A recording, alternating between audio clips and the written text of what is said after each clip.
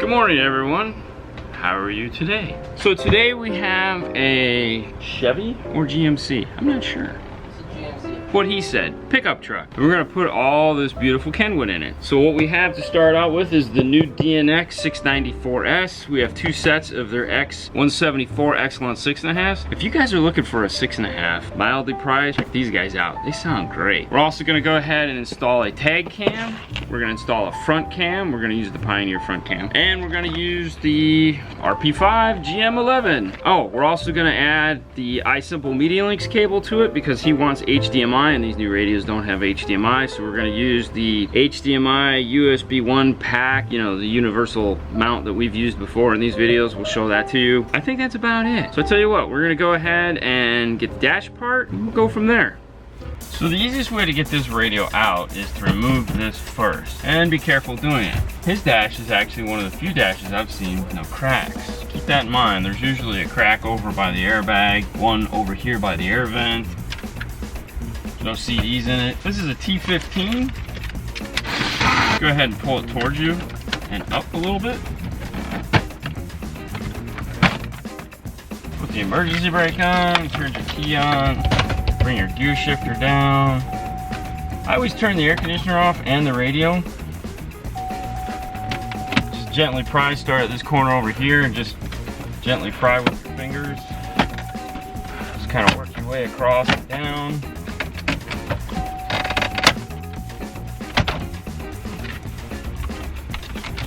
Gently wiggle it a little bit, get that air vent out and around. Then it sits just like this. Go ahead and unplug it. Now General Motors is one of the few cars that you really don't have to worry about not disconnecting the battery or airbags or anything like that. The car resets itself when you turn the key on. That's not to say that you don't want to have the car off when you're unplugging things. It's definitely good practice to do that. Like we have the car off now, we'll go ahead and remove the air conditioner.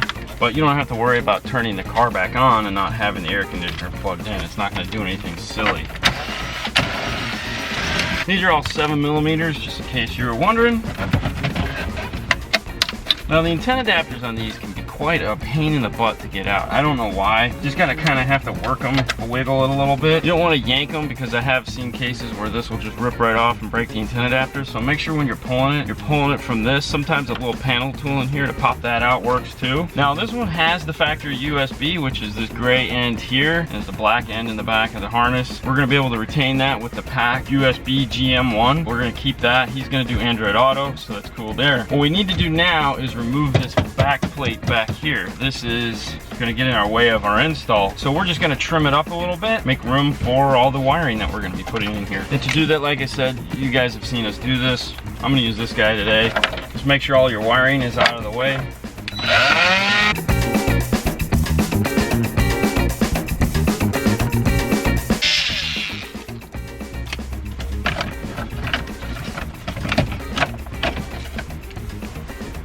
That's the piece there. Now, what this does, you can see by removing this piece, opens a huge cavity room. Look at this. I mean, gigantic cavity room behind the radio. And you're really not removing anything structural. So there's no screws, there's no anything. You're just removing this back plate. It already had a hole in it to begin with. You're leaving the top, you're leaving the dash screwed in, you're leaving the brace here. You don't want to remove this. So you're just removing this hole, just opening the hole. So that's really all the prep work we have to do on this car. Of course, we'll clean this up, get all these out, run a vacuum in here, make sure there's no little dust left over. Now what we're going to do is we're going to move on to all the little fun accessories we're putting in. So we have the front camera, backup camera, but you know, all the stuff we talked about. At this point, we just want to make sure there's nothing funky going on behind the radio, because even though it looks like a new car in the front, we pulled radios out of cars where the factory harness has been cut and taped together, all manner of craziness. So if you're getting ready to do an install, it always helps just to pull the radio out and make sure that nothing goofy's going on behind the dash, then move on to all the other fun and excitement, which is what we're going to do now. Yeah. All right, so we got the camera on box. I'm going to take it over to Fernando because he's going to go ahead and do what he's doing here. Yep. Putting some lume on it. So you got to get this all prepped and ready to go. Here you go, sir. Thank you. Enjoy.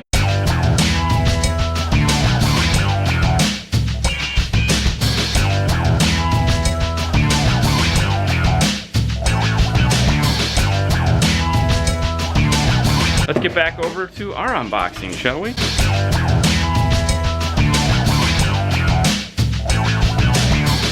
Alright, so we have all our products laid out, so we know what we're dealing with. Let's go ahead and get these things mounted in the kit first. This is a BK GMK 317 double DIN kit, double DIN or single DIN kit. For this, what we need to do is remove this center brace here. We're going to use our flush cut bits to do that. This piece here just snaps into place. On the back pieces here, they have this for the pocket that we're not going to be using. Go ahead and just snap those off just like that. Now these are going to kind of clip in place here.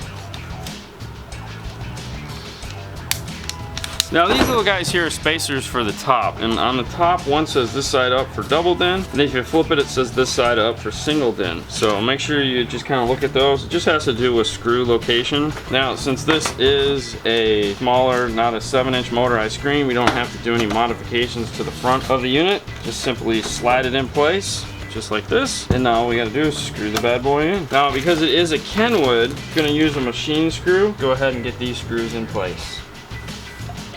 We've talked about this before. This uses this fine thread screw to screw these in. The problem is that these things are super short, and because this has the spacers here on the top, these don't fit. Kit comes with a longer coarse heads screw, which you can see here, the difference in length is quite substantial, but this is what's needed. Now you can use these on this radio, just turn them really slow, because essentially what you're doing is you're cross threading. Go slow, it'll thread in just fine.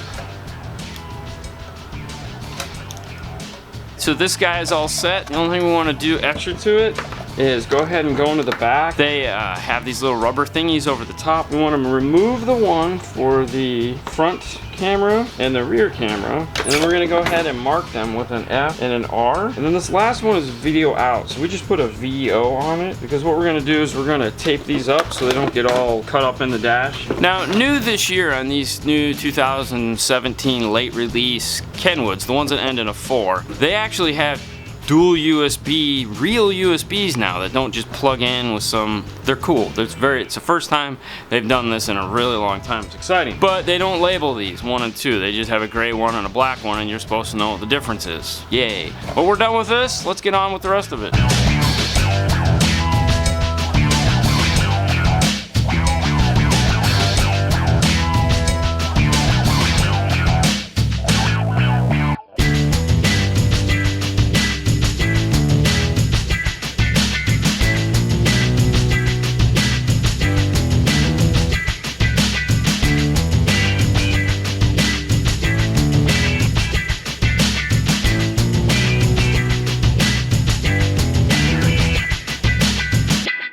So let's take a look at this Pro 5 harness. Pro 5s all come with antenna adapters if needed, so that'll save you a little bit of money. It has an external chime module, which is this guy right here. There is a volume control right here, so if this thing dings really, really loud, you can turn it down on the side here. It comes with the brain box. Now on the brain box, like all brain boxes, you have this cool little dial here, which is for the steering wheel controls. And like we've always said, every time you get to that portion of it, you want to make sure you go ahead and set that. To do that, we're going to go to page 2. This is a Kenwood. We're going to turn it to 3. You have the factory rear camera, subwoofer, and center channel retention harness, which this does not have, so we won't need it. You have the input connector for the aftermarket radio, and you have the steering wheel control cable, which is this little guy right here. This is the smallest cable. I always recommend plugging this in. Now he is doing a Kenwood radio, which means we're going to be using this little blue-yellow wire right here. This little blue-yellow wire is for Kenwood/JVC. This is for everything else. Now you can just zip tie this up into a bundle if you like, or you know, whatever turns you on. Now the last harness in the box is going to be this one here. This is the main wiring harness for the radio. Now what this harness gives you the ability to do is if you have the factory Sirius XM and you'd like to be able to retain it but control it through just the steering wheel, and what that means is you're going to be doing volume up, volume down, normal. When you go to switch over to Sirius XM, change tracks, it's one track at a time, or one station at a time. So if you're trying to go from 13 to 156, you have to hit that button and hit it and hit it and hit it, because there's no more presets. So if we're gonna do it, we typically add in the SVX 300. We try not to use this at all costs. So as always, I like to remove all the tape off of these things. I'm gonna re-tape them up. Let's go ahead real quick and go over this plug. This is the one that's gonna connect to the radio. This is what's gonna plug into the chime module, which I like to do because it gets lost pretty easy. So we'll go ahead and plug that in. Set to the side. This big guy here, this is the relay so that you can hook hook up more than one thing. So for this case, we're putting in 2 cameras. This will power up 2 cameras. We're good with that. You have the navigation harness, which is this guy right here. Now, on the instructions, on page 1, right here, this will go ahead and explain what all these wire colors mean so that you have an idea. You don't have to guess. It's right here. The navigation harness is taped up like this because these are typically the wires you'd use if you're adding navigation, such as purple white is reverse. Now this is a newer harness, so if you've watched any of these before and you've seen me talk about pack, sometimes the reverse wire is green. They've actually fixed these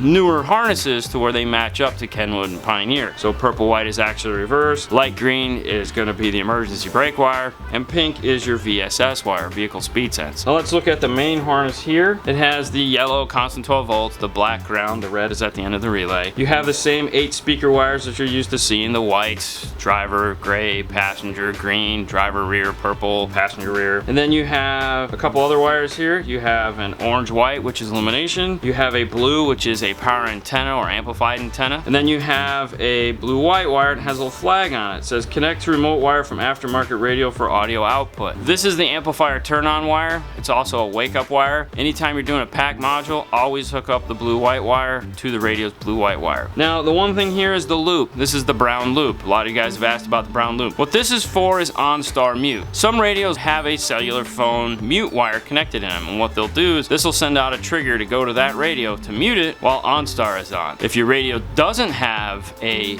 mute wire built into it, what it's going to do is it's going to shut the radio down so that the OnStar can talk, and then when the OnStar is done, the radio will turn back on. If you don't want that to happen, like you don't want to hit OnStar and have the radio shut off, if you cut this wire, the radio will stay on through the whole OnStar thing, and you can have the OnStar talking over the radio. That's up to you, but that's what the brown loop is for. So at this point, we're good. We're just going to pretty this up, solder it together.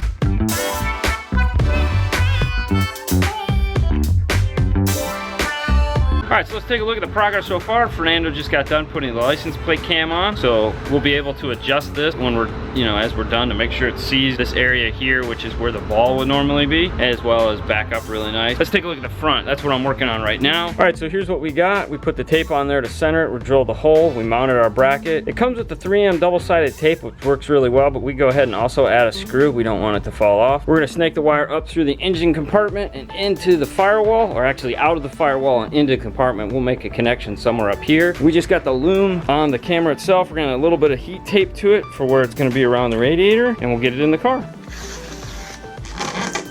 So the tape that we put on this is the Tessa high temp tape for outdoor underneath the engine compartment. And what we did is we put 2 layers on it where it's going to be in this area of the car, and then just 1 layer for the regular engine bay compartment. Now if you're ever putting in one of these Pioneer cameras, even Kenwood has it, and I think Alpine as well, there's typically a mark on what is top. This one just has a circle. Now we'll just go ahead and get these hand tight for right now. Done, we'll aim it and tighten it up, do a final test. Now for working on something like this, they make these guys here. They're zip ties with the little Christmas tree thingies that you clip into the frame rail where there's a hole. So you just push it up in and you zip tie it up and it sticks right into the body. It's really convenient for a job like this.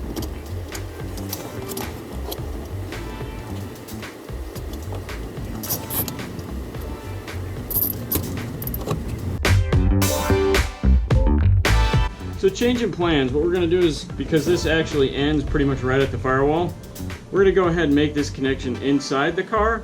That way we don't have to worry about overly waterproofing this like we normally would. Just have to waterproof the hole where we're coming through. No big deal there. It'll still be an easy service if we need to service it. Alright, so Fernando went ahead and mounted the HDMI USB, the second one. It's mounted up underneath the dash right there. We got it run into the dash. Now what we're going to go ahead and do is add in the iSimple media links and the RCA to aux adapter. We have shrink wrap, so we're going to put shrink wrap over all the connectors. And like we said, this is why we took that area out, because you gotta tuck a ton of cables up in there for this thing to work. Now I'm gonna go ahead and get this door panel off so we can start on the 4 speakers we're putting in. Now for those of you that are wondering how to get this door off, you have to remove this little clip here first. Just kind of pull it loose. You don't actually have to pop it out. Then remove this guy here. Next remove this. Now there is a notch right here, so you just stick your tool in there and you don't have to worry about scratching it or boogering up. A lot of people like to start on the side, start on the bottom. That's, see, right here, it's got this cool little, just made for that. And then there's one more piece behind here. Now you have a bunch of 10 millimeters. Now these 10 millimeters are different than these 10 millimeters. These have a little sleeve on them so they don't tighten this plastic. Conscious of that. The other thing too is the metal clips that hold these little nut washers in place. Sometimes they're loose, and what they'll do is when you take the door off, they drop down like this, and then when you go to put it back on, there's nothing there. Keep an eye on that before you go to put the door on. Make sure they're back up and running. They run like this. So make sure they're like this and not like this. Last piece is this guy here.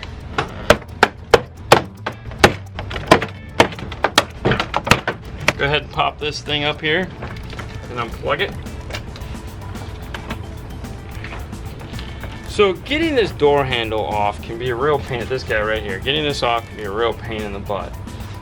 You just need to get to the speaker. If you don't want to go through the heartache of trying to get this off, go ahead and what you want to do is get a piece of rope or a piece of wire and tie it through this and over around the top of the door and just kind of hang the door panel like this out of your way. If you can manage to get it off, it does make it a little bit easier. We use this tool right here. It's a Matco DLR20. You can order it from the Matco site. What it does is it goes over this like this, pushes these things down. There's two little clips here that fan out, and it pushes those down so that you can then get the panel off. GMs have one 7mm screw that hold them in place.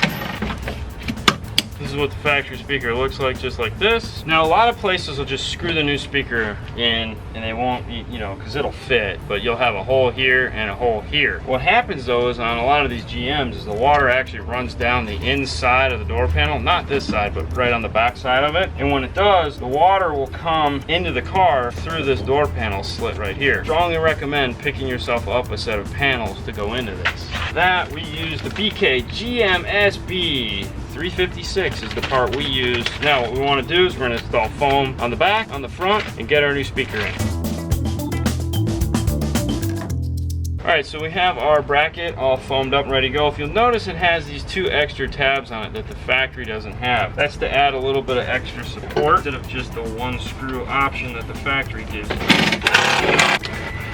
So this is all in and ready to go. We're going to get the door panel back. Doors are done. It's time for that moment that we look forward to when we get the radio in the dash. To start with, we're going to go ahead and plug in our harness. We're going to go ahead and plug it into the radio. And at this point, we're going to go ahead and stop, because what we want to do is the steering wheel controls. This is pre-programmed for basic steering wheel controls, but we want to modify them because he has Android Auto and CarPlay. We want to make sure that the steering wheel will do Android Auto and CarPlay. Now, when you're looking at the instructions on page 2 on the bottom here, this is the pre-programmed settings. We don't want those. We want to go to aftermarket mode over here on page 3. And then we want to go ahead and reassign these buttons. Basically what we want to do is we want to kick OnStar out of the steering wheel because the buttons are here. We don't need that steering wheel control to do OnStar. All right, so first thing when you're going to do this, it tells you have to unplug the factory Sirius XM tuner. Now, depending on the car you're doing, obviously it's going to be different locations. In this Chevy truck, all you have to do is open the glove box. It's on the right-hand side. It's the only module back there. That's where you grab your factory Sirius XM antenna, use the SAT1, use the SVX 300, and be all set. What we're going to do is we're going to hit this button twice on the side here. It's going to go blank, and then when the light comes on, it's on. Volume up, volume down, mute, source, and then we're going to skip play, track up, track down, skip, skip, skip, voice dial, press and hold. Okay. On hook, press and hold. Okay. Off hook. Skip, skip. Anytime you want to skip, all you have to do is press the little button. We should be set now. We're going to go ahead and give it a test. All right, we're going to go ahead and set up the radio real quick. So we'll go to camera. We'll turn on our front camera. We'll turn on our rear camera, and then we're gonna slide down here to where it says front camera mirror, make sure that's on. We'll X out of that, slide down, make sure demo is off. We'll select finish, agree, hit our home icon. All right, press and hold VR, press VR, press and hold, that's right. Call Fernando Lopez. calling Fernando Lopez. Go ahead and hang up. All right, go ahead and call me. All right. So now we know that works. We're gonna go ahead and plug in all the other stuff and check the cameras.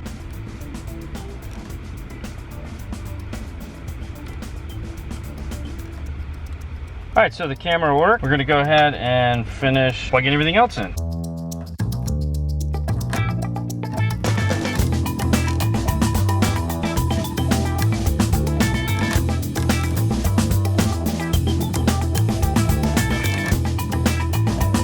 That's fine. I mean, get closer to you, to the bumper. How's that? I don't see your feet. Right there, yeah. That's about 8 inches. That's fine. So now Fernando's gonna pull it around. I'll meet the customer out front. I'll go over all the features with them, show them how everything works, and we'll pull in the next car. Bit of advice when you're using one of the pack modules, any module for that matter, before you buy it, ask the guy you're buying it from or the store you're buying it from to make sure that it's up to date. Make sure the firmware is up to date. Some of the modules you can easily flash with a USB cable. Something like a Pro 5 though, you need what's called a pack up, which is something that as a consumer you just wouldn't have. The stores will have it because sometimes simple features that just don't work, or the radio you're buying might be not functional. There's little things that, so either way. So I gotta go. I gotta show them how to work this.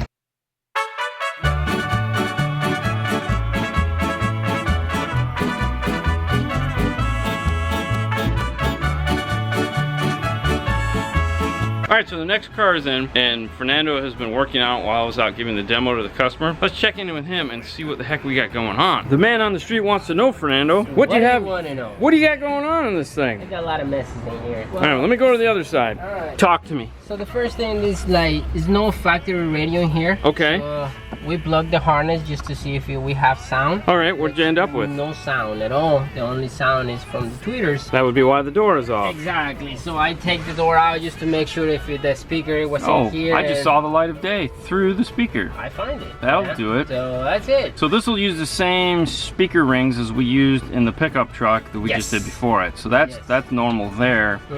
Does the accessory, power and ground, all that stuff work? Everything works, just except for the speakers. We're gonna go and replace it. We're replacing the fronts, I believe. Yes. That's that box right there. All right, so we're gonna put some Phoenix Gold 6.5s in the front. She's gonna not do the rears yet because she wasn't expecting to do speakers. And then for a head unit, we're gonna do a Jensen navigation system. Thank you. So let's get to it.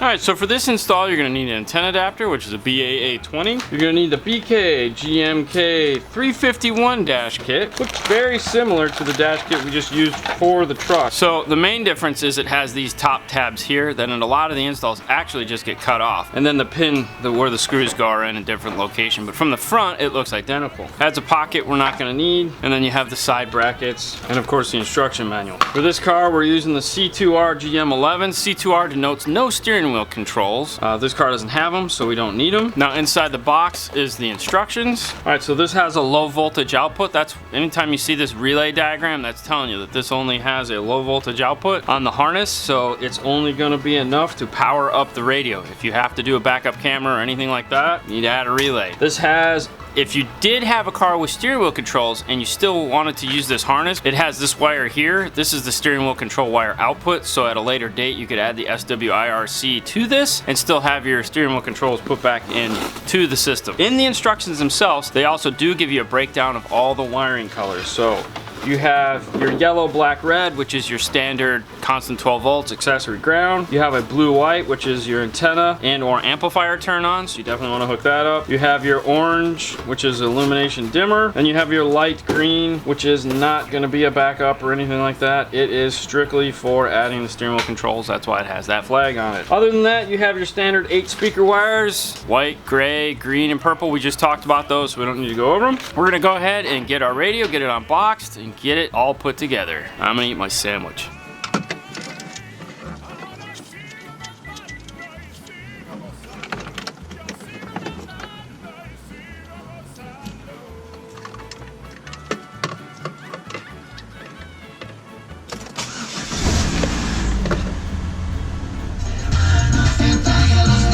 the map working. We have sound. We can go ahead and put it in. Thing to note, anytime you're installing something like this radio, anytime you see this yellow sticker here, remove these 2 screws before installation. Make sure you do that. It's key. Otherwise, you're gonna break the radio. Also, these navigation antennas like this, the kind that you have to screw in, make sure you tighten them up with a wrench. If they're loose, they don't work as well.